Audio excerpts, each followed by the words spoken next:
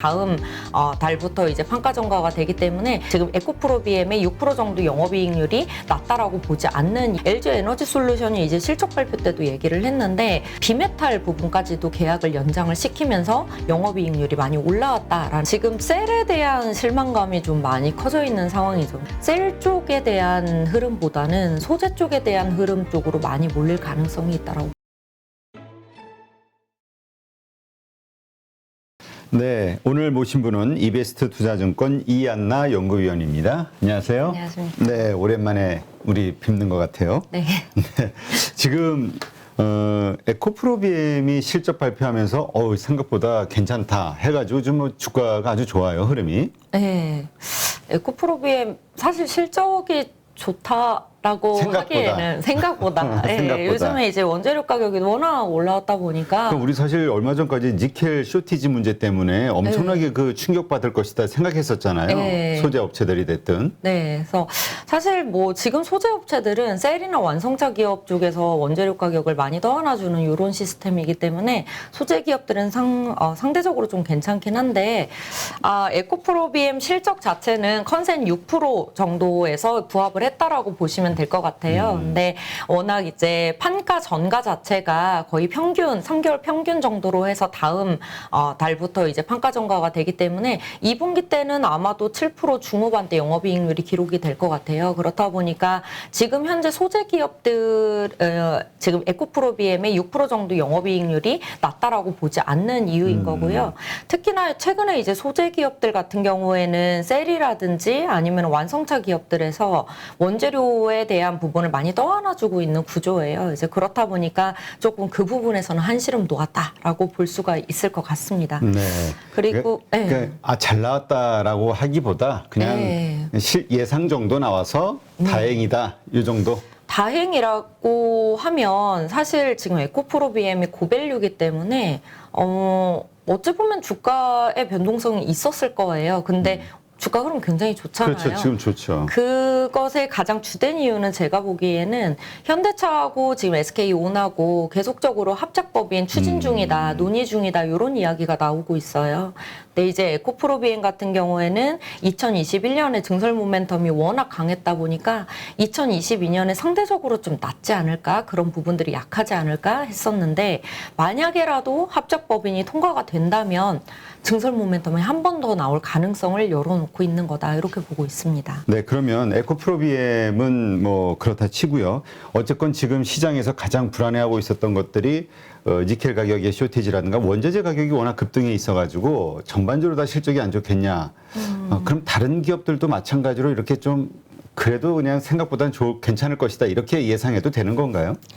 소재 기업들은 지금 상당히 괜찮습니다. 왜냐하면은 저희 원재료가가 올라가는 부분도 올라가는 부분인데 뭐 대부분 지금 쇼티지 상태잖아요. 그냥 배터리 소재 자체도 쇼티지 상태이기 때문에 셀 기업들이나 완성차 기업들 입장에서는 안정적으로 공급을 받는 이런 측면들이 더 중요합니다. 이제 그렇다 보니까 소재 기업들이 다소 조금 더 셀 기업들보다는 조금 좋은 국면에 있지 않나 이렇게 보고 있어서 모든 기업들이 다 실적이 좋다라고 보긴 좀 어렵고요. 판가 전이가 가능한 기업들, 이제 기술적인 부분이 고기술이라든지 아니면은 글로벌 플레이어가 굉장히 한정적이다라고 한다면은 사실 판가 전가가 전부 다 가능해지죠. 그래서 대표적으로 지금 바로 전에도 에코프로비엠 말씀하셨지만 에코프로비엠이라든지 LNF 이런 하이니켈 양극재 기업이라든지 아니면은 뭐 저희 내재화에서 조금 벗어나 있으면서 글로벌리 봤었을 때 글로벌 플레이어 자체가 한 5개 정도로 한정되어 있는 동박 기업이라든지 아니면은 저희 전에 액 중에서도 특수 리튬염 쪽 있잖아요. 그쪽 같은 경우에는 리튬 가격에 많이 연동되지 않고 조금 이익률이 계속 높게 가져갈 수가 있게 되는 거죠. 그래서 소재 쪽도 조금 옥석 가리기가 필요하지 않나 그렇게 보고 있습니다. 네.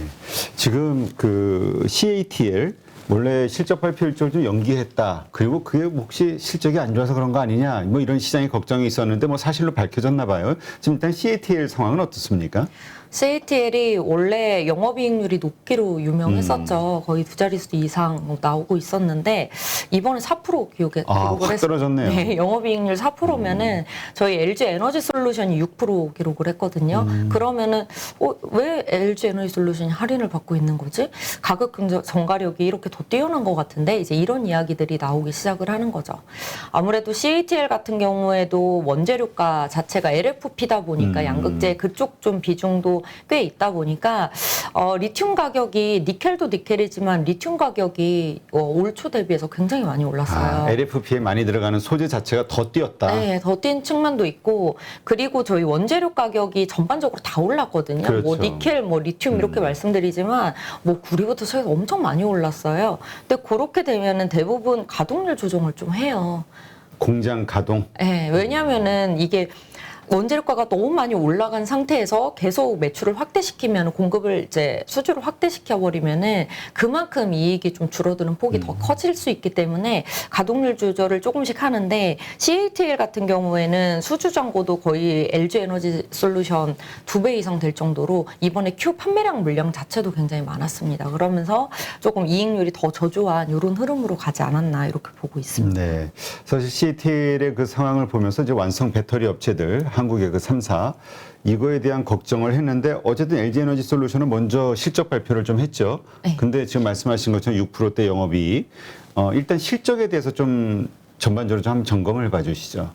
우선은 셀 기업들 같은 경우에는 앞서 말씀드렸듯이 소재 기업들의 그 원재료가에 대한 부분들을 많이 떠안고 있는 구조기 때문에 이익률을 다소 낮게 잡았었어요, 다들. 그리고 전방 완성차 기업들의 가동률 조정 등도 있었기 때문에 외형도 외형이지만 이익도 굉장히 저조하겠다라고 봤었는데 컨센 상회를 했죠. 그래서 6%대를 기록을 하면서 어찌 보면은 가격 전가력 자체가 지금 뭐 중국 기업들, CATL이나 이런 기업들 대비해서 훨씬 좋은 거 아닌가라고 얘기가 되고 있는 거고 LG 에너지 솔루션이 이제 실적 발표 때도 얘기를 했는데 저희 이제 주요 메탈이라고 하면은 니켈, 코발트, 뭐 망간, 뭐 이런 것들, 리튬 이런 것들 생각하시잖아요. 그래서 요거 제외하고도 비메탈 부분까지도 계약을 연장을 시키면서 영업이익률이 많이 올라왔다라는 이야기를 하고 있어요. 그 연장했던 건 그 원재료, 그러니까 그 원자재 그 공급처하고 네, 맞습니다. 이 완성차 업체들하고. 완성차 네, 업체하고 그러니까 좋은 가격으로 다시 좀 판가 연장을 전가를 했다. 좀 해달라. 그러니까 예를 들어서 저희 전에 액에 들어가는 것도 리튬, 염이 많이 들어가죠. 리튬이 많이 들어가요. 네. 요 리튬 가격에 대한 부분은 전가를 안 시키고는 이제 양극재 쪽을 대부분 전가를 시켰던 거지 다른 소재들에 대한 원재료까지 전부 다 연동시키지는 않았었어요. 판가를. 근데 이번에 그 부분까지 다 연동시키는 쪽으로 계약이 이제 확대가 되었다라는 측면이 아마도 LG 에너지 솔루션의 영업이익률을 좀 끌어올릴 수 있었던 이런 중요한 점이 아니었나 이렇게 보고 있고요. 네. 사실 삼성 SDI 같은 경우에도 좋았는데 삼성 SDI야 워낙 이제 포트폴리오를 안정적으로 가져가요. 캐파 자체는 뭐 LG 에너지 솔루션 대비해서 항상 못 미치기는 하지만 이게 소형이라든지 ESS 중심으로 해서 안정적으로 이익이 나올 수 있는 포지션이 좀 높은 편이고 그리고 EV 같은 경우에도 가동률 조정을 굉장히 잘하고 이 원재료가 조정도 굉장히 잘하는 편입니다. IT 기업이기 때문에. 그래서 이 두 기업은 굉장히 실적이 좀 괜찮은데 SK온이 좀 별로였죠. SK온은 어떤 일이 있었던 거예요? SK온은 아무래도 원가에 대한 판가 연동이 좀 덜 됐던 것 같습니다. 그래서 사실 적자 폭이 좀 줄어드는 모습만 봐도 좀 괜찮겠다. 왜냐하면 LG 에너지 솔루션 대비해서는 지금 시총이 너무 많이 낮기 때문에 어떻게 보면 정유 부분의 비즈니스도 지금 실적도 좋으면서 거기에 이제는 적자 폭이 좀 줄어들게 된다면은 어찌 보면 조만간 이제 흑자 전환도 가능하지 않을까 이런 생각들을 했었는데 거의 4분기보다는 적자 폭이 줄어들긴 했지만 1분기 대비해서는 큰 폭으로 또 적자가 나왔죠. 그래서 우선은 제가 보기에는 원재료가 상승에 대한 부분도 있는데 전방에 대한 그 완성차 기업들의 가동률 조정도 좀 있었고요. 그리고 워낙 캐파를 빠르게 늘려나가고 있잖아요. 그렇기 때문에 그로 인해서 좀 무리하게 확장해 나가는 측면들에 있어서 이익 감소 효과도 좀 있지 않았나 저는 그렇게 보고 있습니다. 그러니까 그냥 우리가 이렇게 쉽게 생각하면은 그냥 뭐 원자료 올랐으니까 그냥 이쪽이 이래서 LG 저 에너지 솔루션이 올렸으면은 뭐 삼성 SDI나 이쪽도 다 거래처하고 SK온도 올릴 수 있을 것 같은데 이게 이제 계약이 어떻게 시작이 됐냐. 그러니까 어떤 뭐 여러 가지 요소가 있나 보죠. 각각 회사들마다 틀린가 보죠. 다른가 보죠. 우선은 LG 에너지 솔루션은 비메탈 부분에 대한 연동을 계속 얘기를 했던 것 같더라고요. 작년부터. 이유는 아무래도 고객사가 너무 많잖아요. 그리고 이제 LG 에너지 솔루션한테 장기 공급을 맺은 요런 완성차 기업들도 꽤나 많기 때문에 그거에 대한 계약들이 계속 좀 수월하게 좀 진행되고 있지 않았나 이렇게 보고 있고, SK온은 그것 대비해서는 다소 조금 제한적이긴 하죠. 고객사 자체가. 이제 그리고 이제 실적 발표 때도 얘기를 했지만 아직은 비메탈 가격에 대한 부분 연동은 이제 계약을 체결하고 있는 걸로 보여집니다. 그래서 그 부분이 좀 있었던 것 같고요. 그렇다 보니까 2022년 올해 4분기에 흑자 전환 얘기를 원래 했었어요. 근데 이번 실적 발표를 통해서 좀 지연될 가능성이 있다라고까지 내비친 상황입니다. 그러면 이러한 상황들이 어떻게 주가에 영향을 미칠까요? 왜냐하면 그렇지 않아도 워낙 기대감으로 작년 초까지 올랐다가 이제 쭉 내려왔잖아요. 지금 하락하고 있는 추세에서 이제 다시 반등을 모색하고 있는데 이러한 것들이 다시 한번 주가를 좀 안치는 요소가 될까요? 어쨌든 이건 뭐 여기만의 문제가 아니라 전 세계적인 문제니까 오히려 이 원자재 급등 인플레이션에 대한 우려가 좀 꺾이는 뭐 우크라이나 전쟁이 끝나고 이러는 어떤 상황이 되면 오히려 이렇게 올라가는 어떤 그 호재로 작용이 될까요?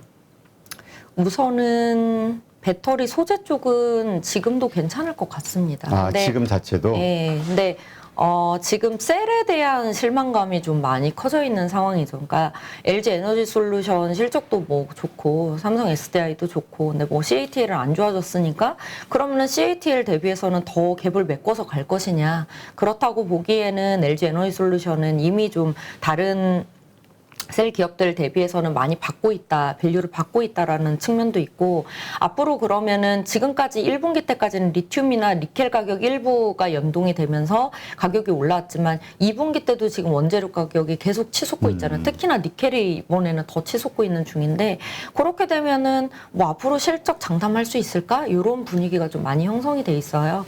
그렇다 보니까 셀 쪽에 대한 흐름보다는 소재 쪽에 대한 흐름 쪽으로 많이 몰릴 가능성이 있다라고 보고 있습니다. 네. 그러니까 사실 이 물적 분할 이슈 때문에 작년에도 이제 소재 쪽이 더 꽉 관심을 받으면서 이제 많이 올랐잖아요. 네. 그런데 이번에는 이제 이런 이익단에 대한 원자재 가격에 대한 이런 이슈로 또 역시 소재주 쪽이 관심을 받을 가능성이 크다. 이렇게 이해하면 되겠네요. 네, 맞습니다. 근데 어떻습니까? 지금 많이 내려왔다라고 하지만 사실 LG 에너지 솔루션 같은 경우도 올해 예상 이익이 영업이익이 1조 원이었나 그랬었죠. 네. 근데 이게 달성될 수 있을까 의심이 되고 있고 다른 데도 다 마찬가지고 그러면 그러한 것들에 따른 그 기업의 밸류에이션 자체가 지금 많이 내려왔다 하더라도 아직도 높은 거 아니야? 이렇게 보는 분들도 있거든요. 지금 셀을 보시니까 셀로 그렇죠. 완성업체 3사. 셀로 보시면은 밸류 지금 높다라고 볼 수는 있을 것 같은데, 그리고 이제 락업 물량들이 좀 있잖아요. 그리고 지금 3개월은 끝났지만 3개월 물량은 좀 적은 편이었고 이제는 6개월 물량 보시면은 이제 7월 28일 날 이제 풀리기 시작을 하면은 그때는 아무래도 변동성이 좀 클 것 같습니다. 그럼 그 이후로도 셀 기업들의 그럼 주가 흐름 한번 이제는 주가 변동이 있은 다음에 좋을 것이냐라고 봤을 때에는 오히려 1, 2분기보다도 3분기를 떠나서 4분기 때 실적을 많이들 우려하고 있기 때문에 오히려 올 한 해는 셀보다는 여전히 소재 쪽이 긍정적이다 이렇게 보고 있습니다. 우리 변동성이 있다는 얘기는 가격이 많이 떨어질 수 있다, 하락할 수 있다 이 얘기로 이해하면 되죠. 네, 변동성으로 이야기하겠습니다. 어떻게 될지 모르겠습니다. 네, 지금 이제 새로운 정부 들어서 이 배터리 2차 전지 이거에 대한 관심 정책이 계속 나오면서 주도주 역할을 해줄 수 있을 것이냐 이런 거에 대해서는 어떻게 보세요? 우선 지금 인수위에서 발표한 걸로 봐서도 배터리 쪽은 뭐 의심의 여지가 없죠. 그전에도 배터리가 안 될 거라는 생각은 안 했었기 때문에 2차 전지 쪽 같은 경우에는 지금 새 정부에서도 계속적으로 육성시키려고 하는 산업 중에 하나다라고 보신다면은 오히려 그냥 뭐 정부에 대한 정책의 흔들림 없이 오히려 더 좋게 긍정적으로 작용을 해서 주도적으로 좀 갈 수 있지 않을까 이렇게 보입니다.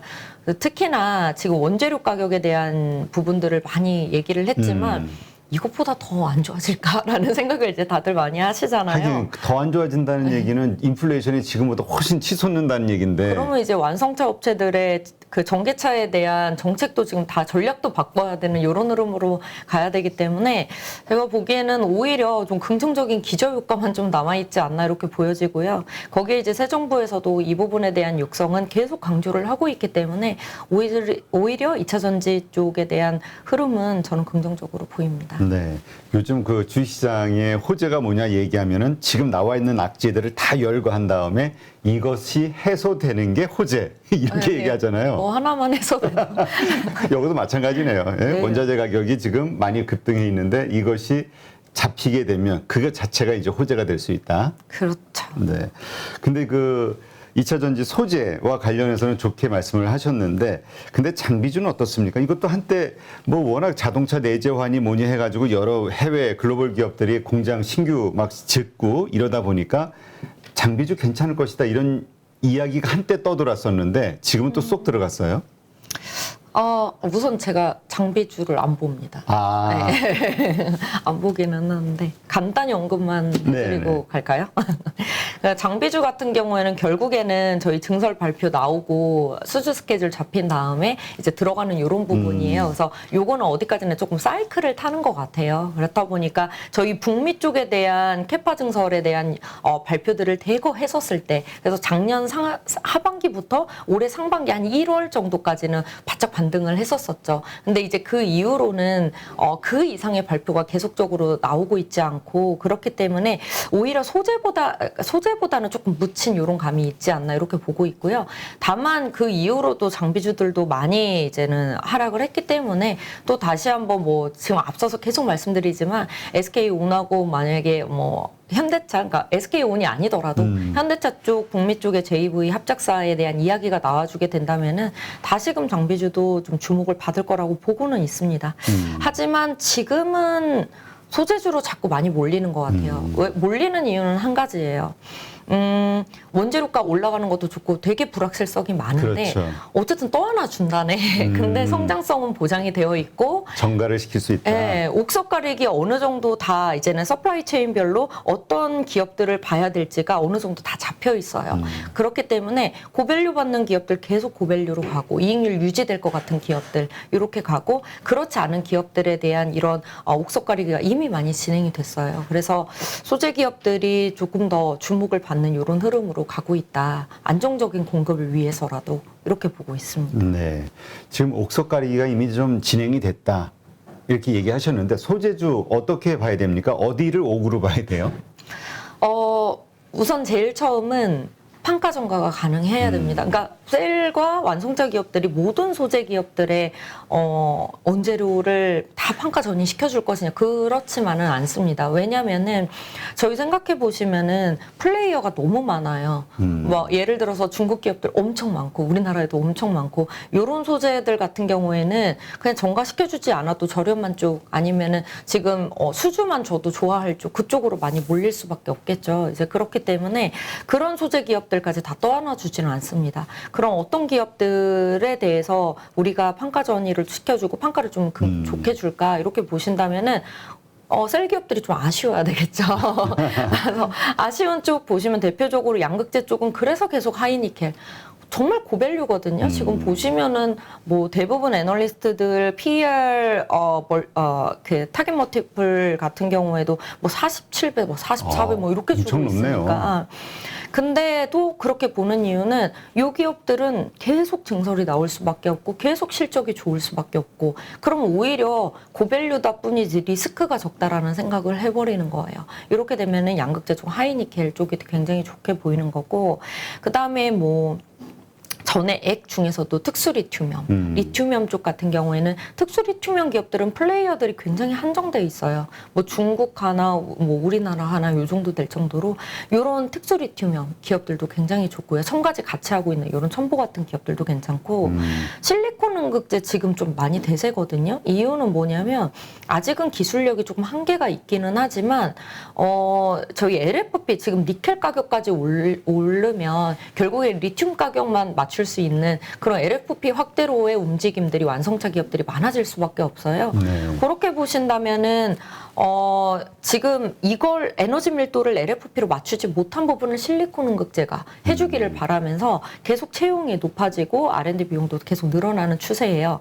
그렇기 때문에 지금 실리콘 음극재 쪽은 판가를 다 맞춰주고 있죠. 플레이어도 적고 앞으로 기술 성숙도가 높아지기까지도 시간이 걸리고 거기에 플러스 음극 도전제가 이제는 싱글월 CNT 도전제로 다 바뀌게 되죠. 그래서 본격적으로 이런 나노신 소재 이런 기업들은 실리콘 음극재 늘어나는 기술적 성숙이 되는 거를 떠나서 지금부터도 전부 다 도전제는 바뀌고 있습니다. 그래서 그렇게 보신다면은 대표적으로 이런 소재들이 좀 있다라고 네. 말씀드릴 수 있을 그렇군요. 것 같아요. 그러니까 이제 그 소재의 자체에 대해서 그 가지고 있는 경쟁력을 좀 분석을 해야 된다. 네. 이렇게 봐야 되는 거군요.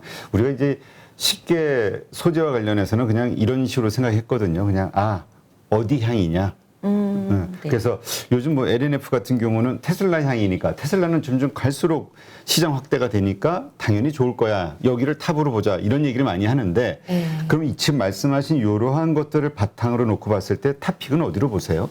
우선 저는 첨보나 나노신 소재 쪽 많이 말씀을 드려요. 근데 제가 탑픽으로 말씀드리는 뭐 에코프로비엠, LNF, 첨보, 나노신 소재 다 좋은데 전부 다 고밸류예요. 그렇죠. 항상 고밸류예요. 그리고 계속 고밸류예요. 계속 비싸다 하면서 가는 거죠. 근데 이제 문제는 저희 올해같이 이제 변동성 장세에서는 저희 실적 계속 보거든요. 그렇죠. 실적을 볼 수밖에 없는데 뭐 저밸류라고 보여지는 기업들마저도 실적이 오히려 안 좋아지는 경우들이 많아지다 보니까 오히려 고밸류보다도 배터리의 성장성을 보고 소재의 성장성을 본다면 저희 실적 계속 이익률 유지되는 실적이란 이익률이 계속 유지가 되는 기업들 중심으로 계속 볼 수밖에 없고요. 그리고 이제 모멘텀이 좀 나와주는 거죠. 그러니까 결국에는 셀 기업들이 계속 요구를 하는 거예요. 이 소재 기업들한테. 지금 테슬라 향 말씀하셨지만 LNF가 테슬라 쪽에만 들어가는 것도 아니고 뭐 LG 에너지 솔루션에만 들어가는 것도 아니고 뭐 그 SK 온 쪽에도 들어가고 뭐 다 들어가거든요. 근데 그렇게 보셨을 때 이렇게 이제는 계속적으로 이제 확대시켜 나갈 수 있는 이런 모멘텀을 가지고 있는 이런 기업들, 에코프로비엠도 이제 SK 온 쪽, 삼성 SDI 쪽 계속 증가하는 이런 부분들이 증설 모멘텀까지 또 합쳐질 가능성이 높아지는 거죠.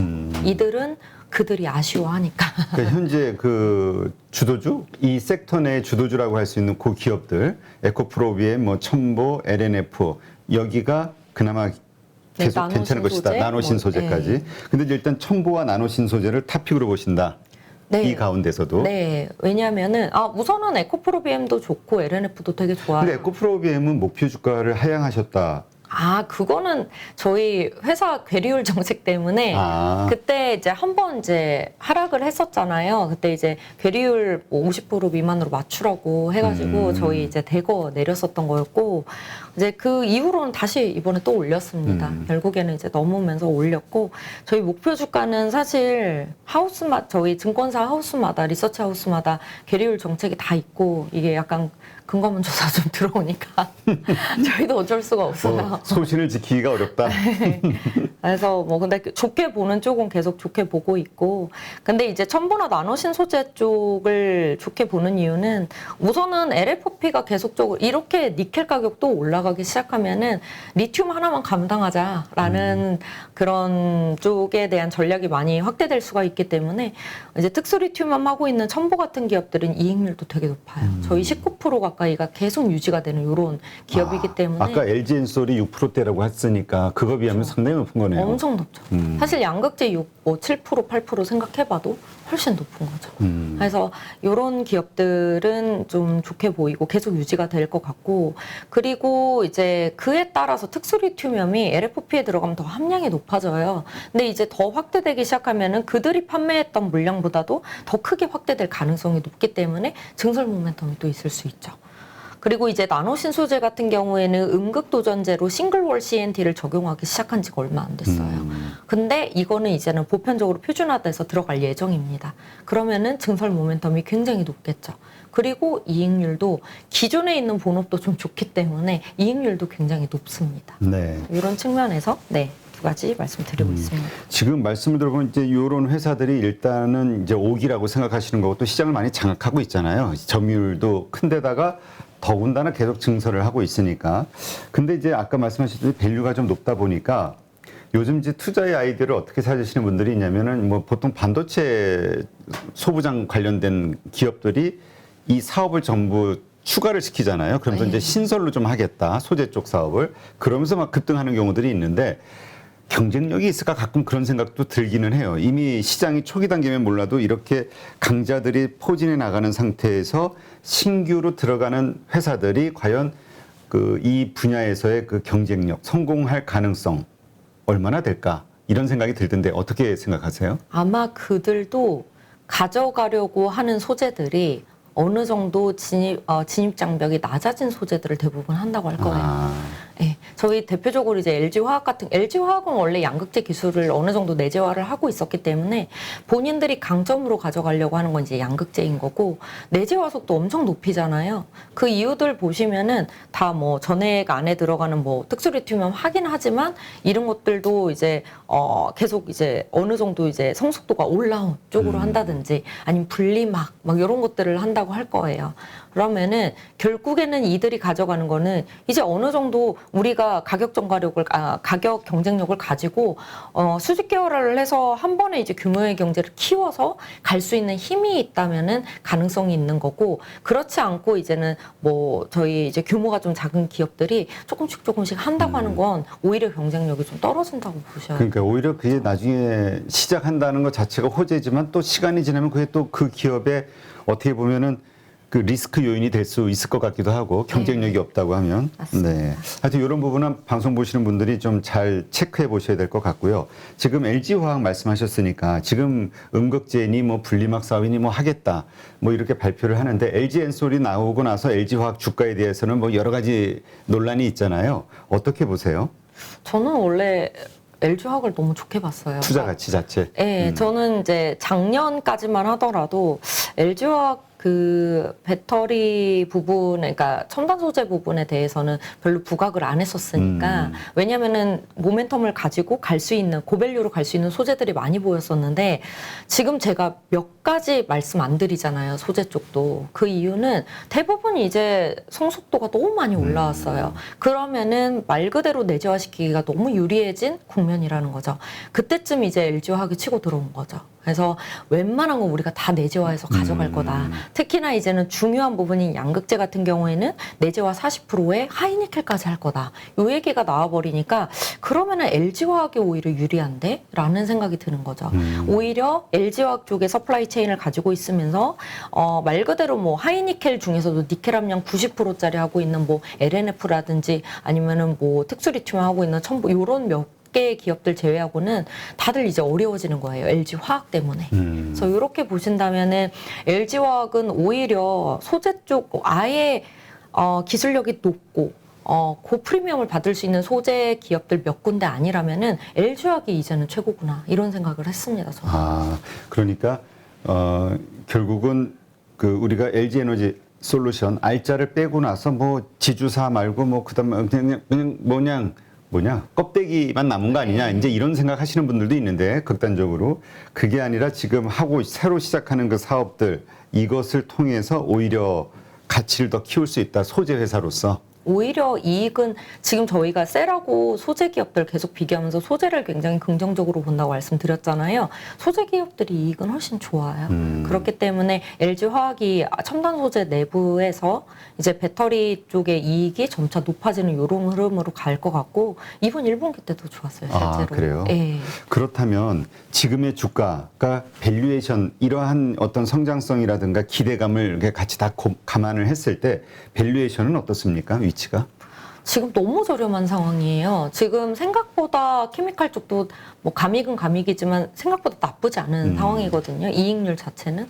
또 그렇게 보신다면은 뭐 앞으로 뭐 2, 3, 4분기 조금 감익이 있긴 하겠지만 첨단 소재 사업 뭐 올라오는 거 그리고 증설 모멘텀 있는 거 생각해 보시면은 지금 현재 밸류 자체가 거의 뭐 그 생명과학이라든지 이런 거 다 뺀 정말 케미칼 쪽도 빼고 뭐 첨단 소재 사업부는 밸류로도 들어가지도 않았어요. 그러니까 그만큼 낮아진 수준이라는 거죠. 그래서 EBITA 기준으로 저도 지금 한 50 얼마인가? 한 60만 원 가까이 이렇게 목표 주가를 냈는데 그거라고 해봤자 EBITA 기준으로 내년 기준으로 17배 이 정도밖에 안 준 겁니다. 그렇군요.